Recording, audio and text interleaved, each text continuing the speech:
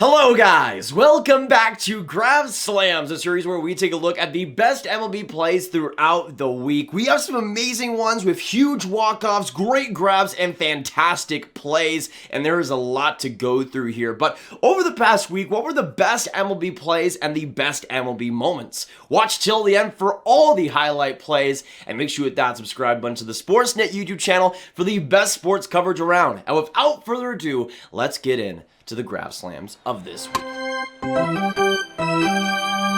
Now, the first Grav Slam I want to show you guys is an amazing play from Braves #1 prospect Michael Harris. In his second ever MLB game, made this spectacular play with his bare hand.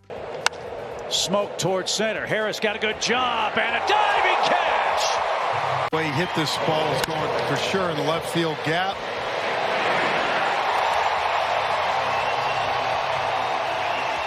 Look at that, he almost caught it with his bare hand. Now, this is a great play, but also pretty funny because if you watch it again, he kind of overestimates how far that ball is going to go, and then kind of like retroactively, he's like, oh gosh, I got to catch this with my bare hand. And even though it was pretty sweet, at the same time, if he just stopped just a little bit, he would have been in a better position. But at the same time, looks pretty sweet, and he plays pretty sweet, so it's all good. I mean, seriously, look at this guy. This is the face, and this is the body position of a guy who knows that he went just a little bit too far. Speaking of Grav Slam catches, I also want to give a shout out to this dad in the stands who made an amazing catch, maybe the best of the year in the entire MLB. So you're holding your baby. Oh. And you catch that? On the fly. And baby's fine. All good. And baby's going, Dad. This man. Seriously, it feels like we've seen this type of catch like 15 times this year, but this is what truly takes a cake. Just being able to reach around, still holding the baby perfectly, and still getting the grab. Absolutely beautiful and Grav Slam material every single day of the week. Now, we have a lot of great Blue Jays plays as well over the past week. One as well involving Shohei Ohtani. Just watch. It's beautiful. So now with their first baseman, that's the play you go get as a pitcher. It's an easier play for you. Sometimes you wait for the first baseman on the flip. Always the courteous one.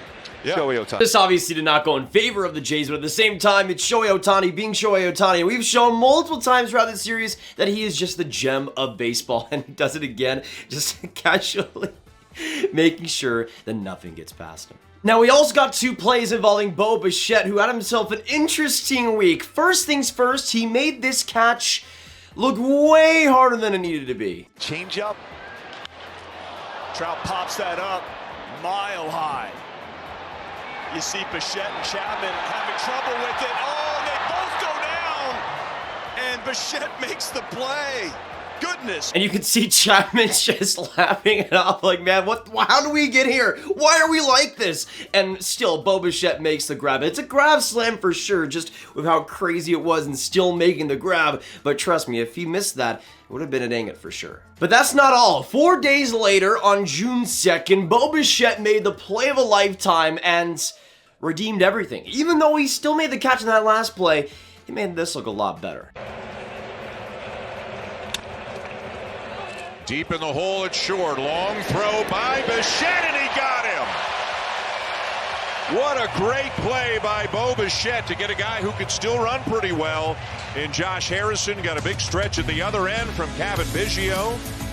And the good defense and the good pitching. How often do they go hand in hand, don't they? I mean, this is about as long a throw as a shortstop has to make. And Bichette right on the... This has got to be my favorite brand of shortstop plays. Just being able to get it with the glove and just absolutely launching it to first. But that was a cannon of a throw by Bo Bichette. Good tracking and good speed to get there. But to make that throw in the end just shows how much talent he has. Though again, to make that routine play look so hard and make that super difficult play looks so easy is why Bo Bichette is just a weird and fun player. So of course, humongous Grav Slam to the Flow Machine himself. It had to be this way. Now this next Grav Slam is also amazing and another beautiful moment involving Nathaniel Lowe, who had a really awful and rough at bat, had some balls way too close to the head, but made the pitcher pay. In the second, he backs away from ball one.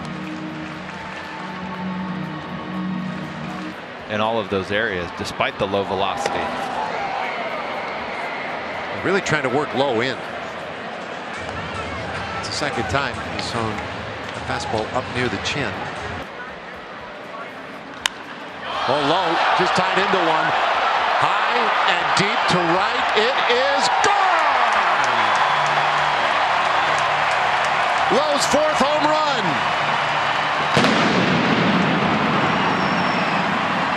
And he gives the Rangers a 2-0 lead.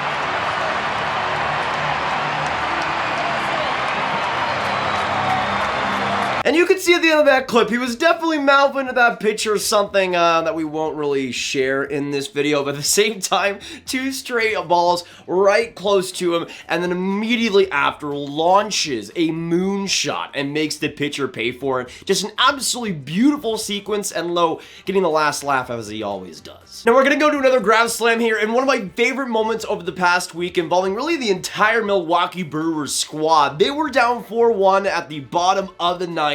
And then miracles started to happen. Fly ball right center. Back at the track. It is off the fence. Watch him run. Hira's in. Wong is in. Caratini being sent home. We are tied. Jace Peterson with a game-tying triple here in the bottom of the ninth. Jace Peterson with a bench-clearing triple in the bottom of the ninth, just enough to tie it all there. But the problem is, for the Padres, it wasn't just Peterson getting onto third, making that play, tying the game all up, because the problem for them was that inning wasn't over. There was a lot more to come, and this next play made it even worse. 2-1. Swinging a base hit back up the middle. Ball game over. McCutchen earned it. What a comeback for the Brew Crew. A perfect reaction from Andrew McCutchen as the Brewers come off the mat and win it with a 4th spot in the bottom of the ninth. Unbelievable. Seeing Andrew McCutchen still being a beast and coming up in the big moments is amazing, but for the Padres, I feel so bad. A bench-clearing triple to Jace Peterson and having it being walked off by Andrew McCutchen. It's simply incredible, but this Brewers team has some magic to them. At the same time, for the Padres, it's a rough loss, and now they're 3-7 in their last 10 and sliding a little bit, and that definitely doesn't help things. But for the Brewers, they had some absolute magic in that ninth. And again, McCutchen and Jace Peterson being the guys to get it done. Who thought? I was trying to say who knew, but then I said who thought. Anyways, Grav Slam either way. Certified. Now let's go to another big Grav Slam here, and one of my favorite stories over the past week, Jose Cuas was making his MLB debut, but the story behind it is even more special. It is a debut for Jose Cuas, and this might be the best story we have heard in years. First off, you have his trip here yesterday.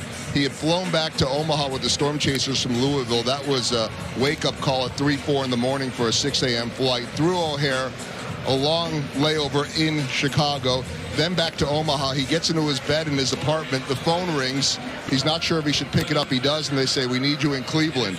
He flies then his 3rd flight of the day from Omaha to Minneapolis, then Minneapolis to Cleveland. He gets here last night in the 3rd, almost ended up in the game. A lot of nerves.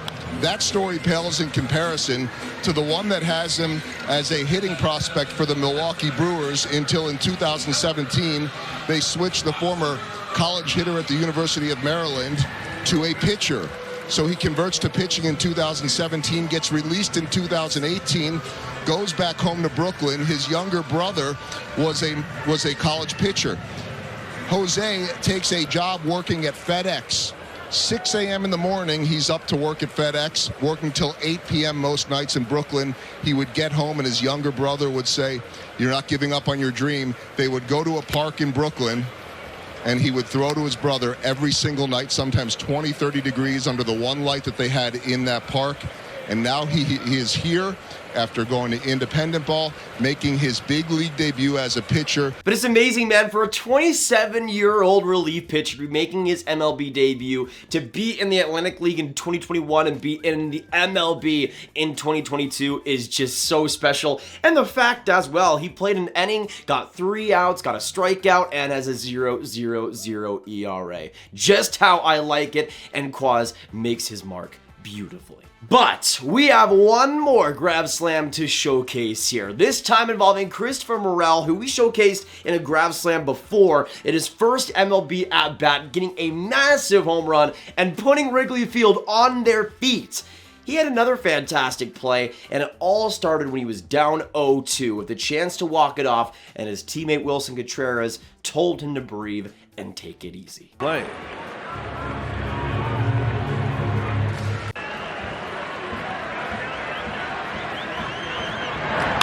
Morrel hits a fly ball to left field. Tagging at third is Hayward. The catch by Yelich. Here comes Hayward. He will score the winning run. And the Cubs win the ball game on a sacrifice fly by Christopher Morel, and they are mobbing him out near the mound. This whole play, man, just warms my heart. Having Willson Contreras telling the rookie to just breathe a little bit and just make sure all the jitters are outside, and then again being down 0-2 with the chance to walk it off, having all of that against him, he walks it off with the sac fly and gets the Cubs the win in the end. So far, Morel has done such a good job for this Cubs team already as a rookie, but again, that teammate ability, having Contreras, having his back is so huge.